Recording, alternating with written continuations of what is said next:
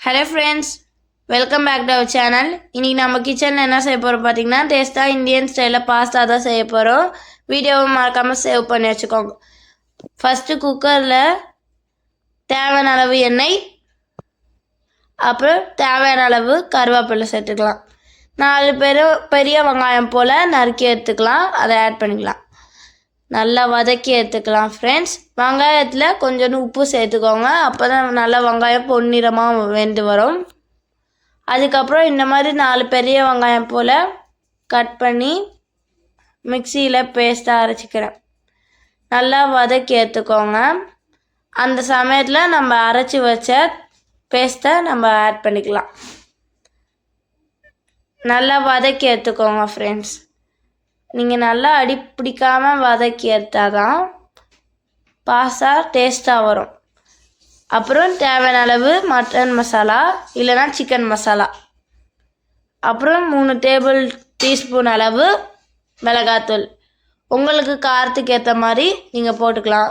எங்களுக்கு காரத்துக்கு ஏற்ற மாதிரி நாங்கள் போட்டுக்கிறோம். அப்புறம் பார்த்திங்கன்னா ஒரு பேக்கெட் மேகி மசாலா தான் எடுத்துருக்கோம்.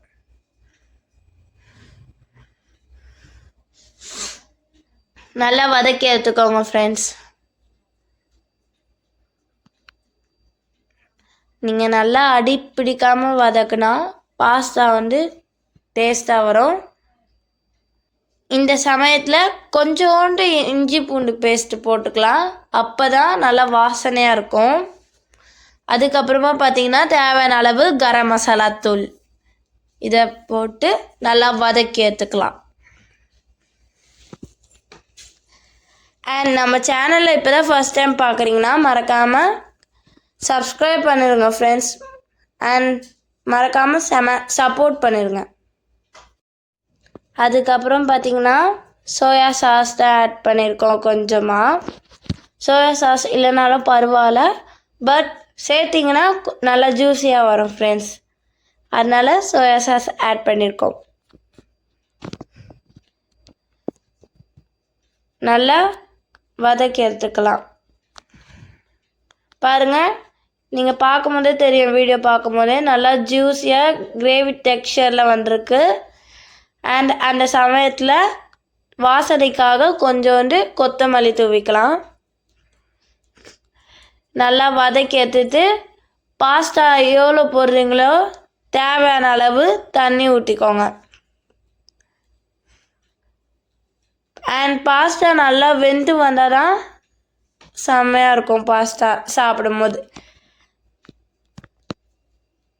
பாருங்கள், ஃபஸ்ட்டு மக்ரூனி சேர்த்துருக்கோம், அதுக்கப்புறம் பாஸ்தா சேர்த்துருக்கோம். ரெண்டுமே சேர்த்து செஞ்சால் செம்மையாக வரும் ஃப்ரெண்ட்ஸ். அதனால் அதுக்கப்புறமா தேவையான அளவு உப்பு சேர்த்துக்கலாம். அவ்வளோதான் ஃப்ரெண்ட்ஸ். இப்போ நம்ம குக்கரை மூடி வச்சாச்சு. நல்லா விசில் வந்தோடனே எடுத்து பார்த்தோன்னே பார்த்தீங்கன்னா பாஸ்தா வெத்தாச்சு. பாருங்க, வாவ், செம்மையா இருந்துச்சு. ஸ்பைசியா இந்தியன் ஸ்டைல்ல பாஸ்தா ரெடி.